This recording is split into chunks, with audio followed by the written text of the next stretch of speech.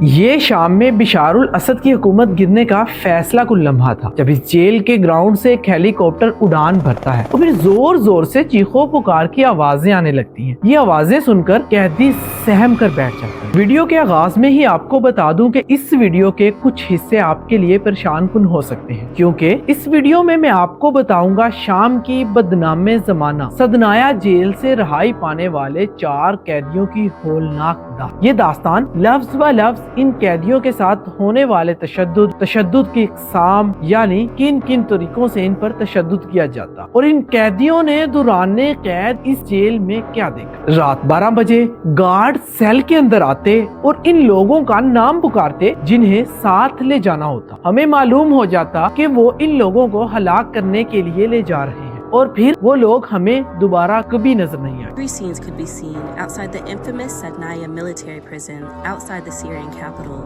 as thousands demanded to know the whereabouts of their loved ones.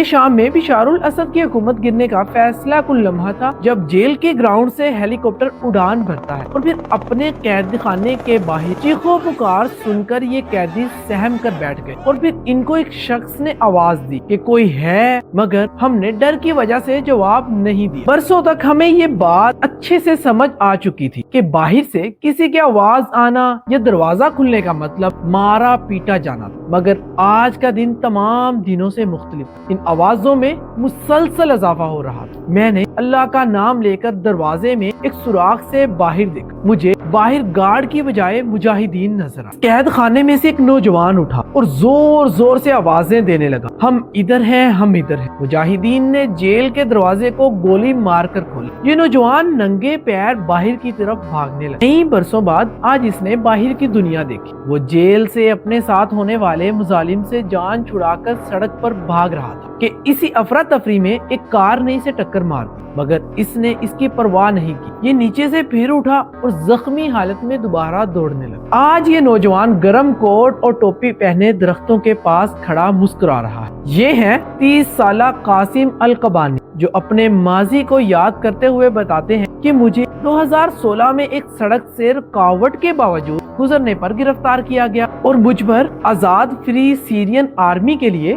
دہشت گردی کرنے کا الزام لگایا گیا۔ قاسم نے بتایا، مجھے پہلے چھوٹی چھوٹی جیلوں میں رکھا، پھر بعد میں سدنایا جیل منتقل کر دیا۔ وہ ماضی کو یاد کرتے ہیں کہ تصویر بنانے کے لیے انہیں برہنہ کیا گیا اور تشدد کر کے کیمرے کی طرف دیکھنے کا کہا گیا۔ اس کے بعد انہیں ایک زنجیر سے باندھ کر دیگر 5 قیدیوں کے ساتھ چھوٹے سے سیل میں رکھا گیا۔ انہیں پہننے کے لیے یونیفارم ملا، مگر کئی روز تک کھانے کو یا پینے کو کچھ نہیں دیا گیا۔ کچھ دن بعد پھر انہیں جیل کے مرکزی سیل میں لے جایا گیا، جہاں کمرے میں صرف ایک بلب اور ایک کونے میں چھوٹا سا ٹوائلٹ۔ وہ کہتے ہیں کہ اسی جیل میں ان کی 2 انگلیاں اور انگوٹھا کاٹ دیا۔ ہر کمرے میں تقریباً 20 آدمی سوتے، مگر اس کے باوجود ایک دوسرے کو کوئی نہیں جانتا۔ یہاں پر صرف مدھم آوازوں میں بات کر سکتے، کیونکہ پہرے پر موجود گارڈ سب کچھ دیکھتے اور سنتے۔ قاسم کہتے ہیں، سوائے موت کے یہاں ہر چیز پر پابند۔ سدنایا میں مسلسل پرتشدد سزائیں ملی۔ ہمیں دھات کے سامان، کیبل اور الیکٹرک چھڑی سے پیٹا جاتا۔ قاسم کے والد اور دیگر رشتہ داروں نے بتایا کہ ان کے خاندان نے جیل حکام کو $10,000 ادا کیے تاکہ وہ انہیں قتل نہ کریں۔ رشوت لینے کے بعد ایسے قیدیوں کی سزا میں کمی کر دی جاتی، یعنی سزائے موت کو عمر قید یا 20 سال کی قید میں بدل دیا۔ قاسم کا کہنا ہے، جب ان کے خاندان نے گارڈز کو پیسے دیے تو پھر ان کے ساتھ جیل میں موجود گارڈز کے رویوں میں بہت بہتری دیکھنے میں، مگر ان کے والد کا کہنا ہے کہ انہوں رہائی کے بدلے کوئی بھی رشوت لینے سے صاف انکار۔ زیر حراست ملزمان کے خاندان والے انہیں کھانے پینے کے لیے پیسے بھیجتے تھے، مگر ان کا کہنا ہے کہ بدعنوان اہلکار اس رقم کا بڑا حصہ خود اپنے پاس رکھ لیتے اور اس کے بدلے قیدیوں کو محدود راشن دیتے۔ چکوت خانوں میں تمام قیدی اپنے کھانے کو ایک جگہ جمع کرتے، مگر پھر بھی ان کی بھوک مٹانے کے لیے ناکافی ہو۔ قاسم کا کہنا ہے کہ راہداری سے کچھ لوگوں کے شور سے انہیں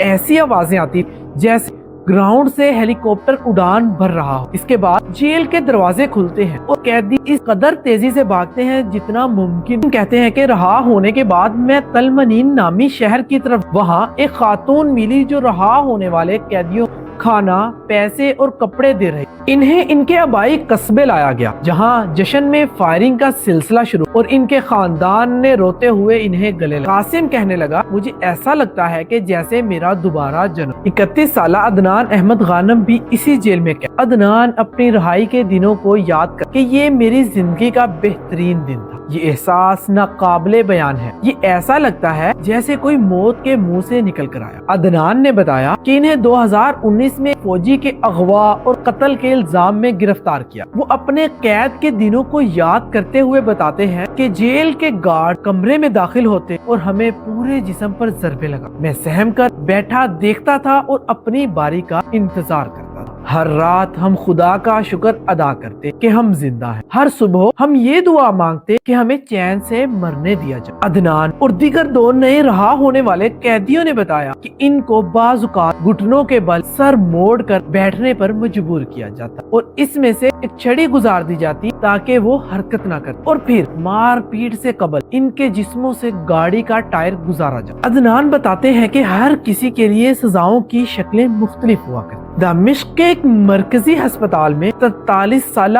عماد جمال زیر علاج. جیل میں تشدد کے دوران ان کی کمر ٹوٹ, ان کی بوڑھی ماں ان کی دیکھ بھال کر رہی اور ہر بار جب دیکھ بھال کے دوران ان کی ماں کا ہاتھ لگتا تو عماد درد سے چیخ اٹھا. عماد بھی اسی بدنام زمانہ جیل میں. عماد نے بتایا کہ ان کی کمر اس وقت ٹوٹی جب انہیں زمین پر گھٹنوں کو سینے سے جوڑ کر بیٹھنے پر مجبور اور پھر ایک گارڈ نے سزا کے طور پر ان کے اوپر چھلانگ لگائی. عماد کے مطابق ان کا قصور یہ تھا کہ انہوں نے ایک دوست کو دوسرے قیدی سے دوائی چرا کر دی. عماد نے کہا, جیل میں کچھ بھی نارمل نہیں تھا, ہر وقت مشکل ہی مشکل. عماد نے آنکھوں میں نمی لاتے ہوئے بتایا کہ میں جیل میں رہ رہ کر ایک زندہ لاش بن. 30 برس کے قیدی رکان محمد السعید وہ اپنے ٹوٹے ہوئے دانتوں کو دکھاتے ہوئے کہتے ہیں کہ گارڈ کے مکے کی وجہ سے میرے یہ دانت ٹوٹ گئے ہیں. ان کا کہنا ہے کہ انہیں 2020 میں قتل اور اغوا کے الزام میں حراست میں لیا گیا مگر پھر ان کے خلاف مقدمہ نہ چل سکا. ان کے مطابق دوران حراست ہر بار جب ہم نہا لیتے, باہر سورج کی روشنی میں جاتے یا پھر جب ہم سیل کے دروازے سے باہر قدم نکالتے تو ہر بار ہمیں سزا دی جاتی. انہوں نے بتایا گارڈ سیل کے اندر آتے اور ان لوگوں کے نام پکارتے جنہیں ساتھ لے جانا ہوتا اور پھر وہ لوگ ہمیں دوبارہ کبھی نظر نہیں آئے.